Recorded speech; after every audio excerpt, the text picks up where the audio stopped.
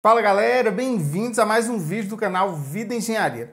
Hoje nós vamos fazer uma análise preliminar do desabamento de duas caixas d'água no residencial São Roque, do bairro Padre Gabriel, em Cariacica, no Espírito Santo. Antes de tudo, se você não viu o colapso, veja agora comigo no vídeo.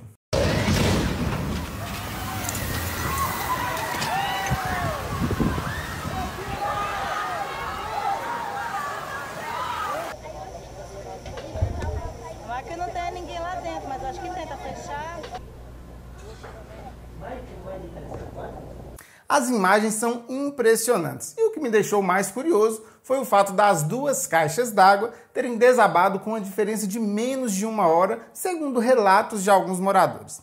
Então, vamos entender o princípio da engenharia por trás desse tipo de caixa d'água e o porquê delas serem tão utilizadas mundo afora. E o que pode ter acontecido também para levar o colapso dessas duas caixas. Esse tipo de caixa d'água, tipo torre d'água ou tulipa, é extremamente eficiente, pois, em geral, a caixa é preenchida do topo até a base de água, fazendo com que ela se torne autossustentável verticalmente e os esforços de empuxo da água atuem via tração na circunferência externa. Esse princípio é o que permite, por exemplo, a existência de copos descartáveis plásticos extremamente finos.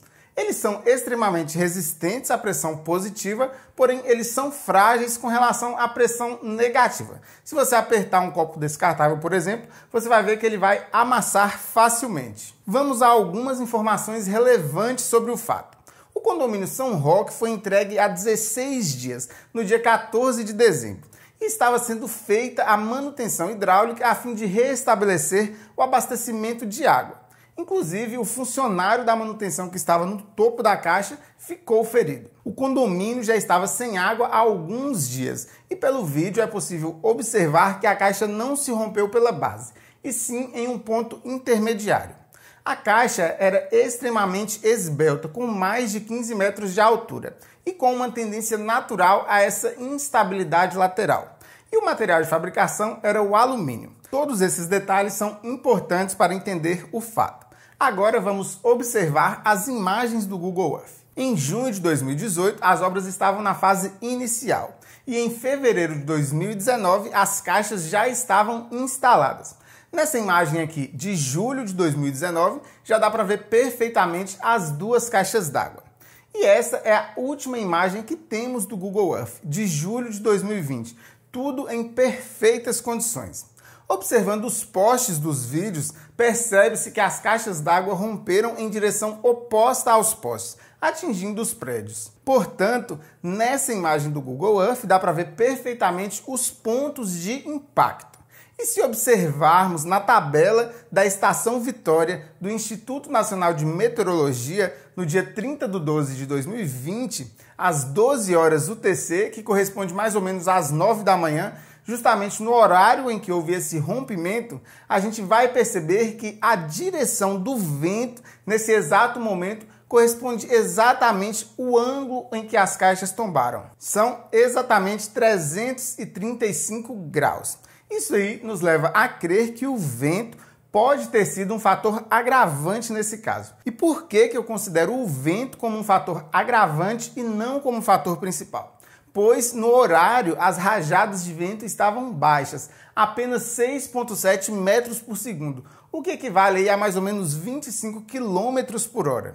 Agora nós precisamos falar sobre flambagem. A flambagem é uma instabilidade que pode ocorrer em corpos esbeltos. E nesse caso da caixa d'água, onde a base é fixa e o topo é livre, ocorre uma das piores condições para a flambagem. É o caso mais desfavorável de todos. Lembrem-se da flambagem, pois ela será importante para compor as causas dessa queda. Agora eu quero falar de um fator que pode ter sido decisivo: a ausência ou defeito de válvulas de alívio.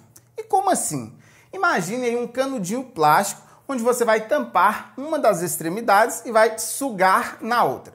Você vai observar que o canudo ele vai tender a fechar, justamente porque vai criar uma pressão negativa. O mesmo ocorre também, por exemplo, se a gente pegar um recipiente plástico de baixa rigidez e esvaziarmos através da base sem realizar um alívio da pressão negativa gerada no interior do frasco. Isso faz com que a água seja sugada e o recipiente vai perder o formato cilíndrico, que garante a estabilidade.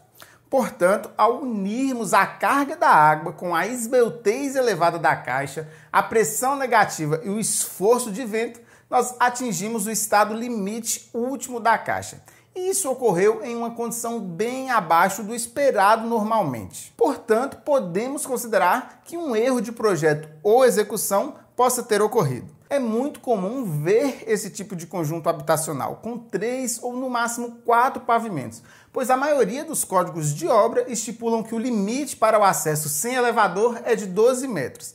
Então, neste caso, como as edificações tinham 5 pavimentos, com aproximadamente 15 metros aí no total, pode ser que o projeto dessa caixa d'água tenha sido reaproveitado de caixas menores ou mais baixas. E aí, desconsiderando que talvez pudesse ser necessário ou um alargamento da base, ou um reforço das chapas, ou um acréscimo de válvulas de alívio. Tudo isso são hipóteses feitas a partir do vídeo e através dos conhecimentos da engenharia. Somente uma investigação pericial presencial poderá confirmar as hipóteses.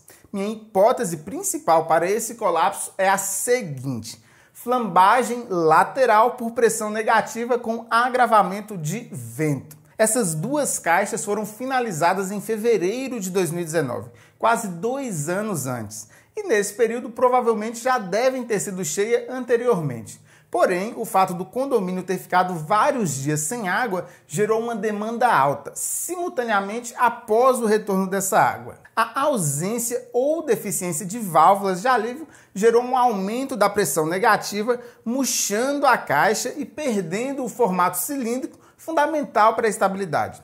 Tudo isso, alinhado à força do vento, gerou a flambagem lateral. No momento do colapso, estava sendo feita uma manutenção nos sensores das caixas. Não sabemos quais sensores eram esses e qual a contribuição disso para o colapso.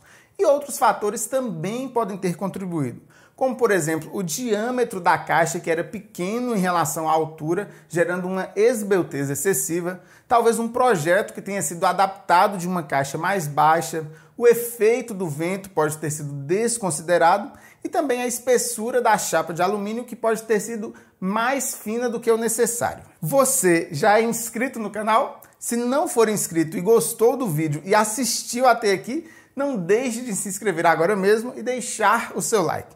Lembrando que esse tipo de caixa d'água é segura, é largamente utilizado por todo mundo e é necessário uma sequência de falhas para que ela chegue a um colapso. Espero que você tenha gostado dessa análise preliminar. Caso tenha mais informações, me envie aí nos comentários, por favor. Vejo vocês no próximo vídeo e fui!